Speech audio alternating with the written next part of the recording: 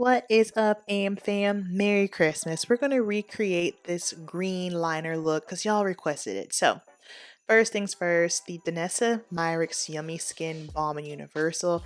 I love this stuff, especially if you are someone who has pores, texture, you're oily. This thing right here will make your skin look so smooth. For the eyes, because we are a very oily gal, I am using the Smashbox Photo Primer eyeshadow base. If you don't have oily eyelids, skip it. Don't kill me, I know. Oldie but a goodie. Natasha Denona Metropolis going in with the Sonia G Builder Pro Brush because y'all came after me for not telling you what brushes I use, and I realized, okay, cool, they're right. I need to do a better job at letting y'all know that. So you'll see for some of the brushes in the description because everything that I'm using is down below in the description box. Everything is there.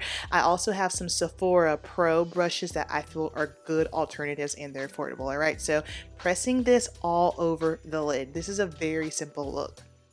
Next up, with the Wayne Goss number 16, it's a blender brush, taking that brown, and all I am doing is going in my crease and just working this all around those edges. This is a two shadow look, super simple.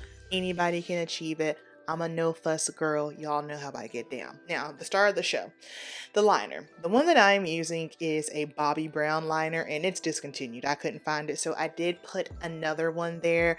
I believe it is the Urban Decay, the Glide On. This is a beautiful green metallic liner. So if you have brown eyes, this is going to light your eyes up. Now, for the top liner, the felt liner. First of all, know thyself. Felt liner, liquid liner is not for everybody, right? It's just going to depend on what you got going on. And this is why makeup is so specific. And I think why some people have a hard time. They watch the girlies on TikTok, on YouTube, and they see they're using something, but they might not realize, hey, that's not for me. This liner, I had a hard time finding. I believe it is only exclusive to Macy's, which makes sense because I bought it when I was working at the Lancome counter at Macy's, but it's a beautiful dark forest green liner, but it's very vibrant. I did find one. The shade isn't 100%. It's a Sephora collection one. It's waterproof, but this one is just very special. All right, now to intensify it, going in with the green. Sorry, I was all out of frame. And just on the bottom there, just to really make it look rich and intense.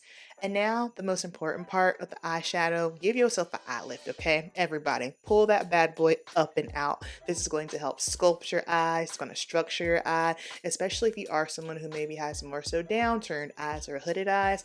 I do this on all of my clients always, no matter what, and it's a great way to clean up any additional fallout that might be on the face. Now, for the under eyes, I have been going back to my Rare Beauty under eye brightener. This is not a concealer. I repeat, this is not a concealer. This is what I would call the skin tints of concealer, if you will. I like it because it's just enough and it's not too thick. Now, I pulled this bad boy out the archives. This is the Tarte Sculpt Tape bronzer contour situation. Absolutely love it. Going in with a Wayne Goss number 19. This is just an eyeshadow blending brush, okay? And I'm just using this to just add some more dimension around my nose, going into the eye socket. I honestly love using an eyeshadow blender brush, regardless if I'm doing liquid cream or some sort of powder for sculpting out the nose. That's just my preference. That's what I do with my clients. And then to blend this out, y'all notice we're not wearing foundation. I'm just using a flat top foundation brush. This one's by Sonia G. However, the Sephora collection one, that is great. I use that one when I'm at work at Sephora on clients to blend out my bronzer. And I've been loving blending out cream and liquid bronzers with the foundation brush. I find that it's easier, and notice how I'm pushing it into my skin. When you push it into your skin, that's how you get a seamless blend, but also you're not just swirling the product all around your face to the point that it disappears. Now I'm just taking a Real Technique setting brush. This is one of my all-time favorite brushes, and I'm just working that under eye brightener under my eyes. I like this because it's thin. You know, like I'm just concealers, y'all. We're gonna do a whole nother video on it again. I've just come to terms with, I'm at a place where I think I might kind of be over concealer a little bit, just simply because like it just, the way it be sitting, We'll talk about that in another video, but this, I like it for the moment. Then I'm going to set my under eye with the Sephora Collection Microsmooth powder. My shade is 58, but my shade has been discontinued. I don't, Sephora Collection, they did some stuff at the end of last year. They got rid of a lot of shades, and this was one of them.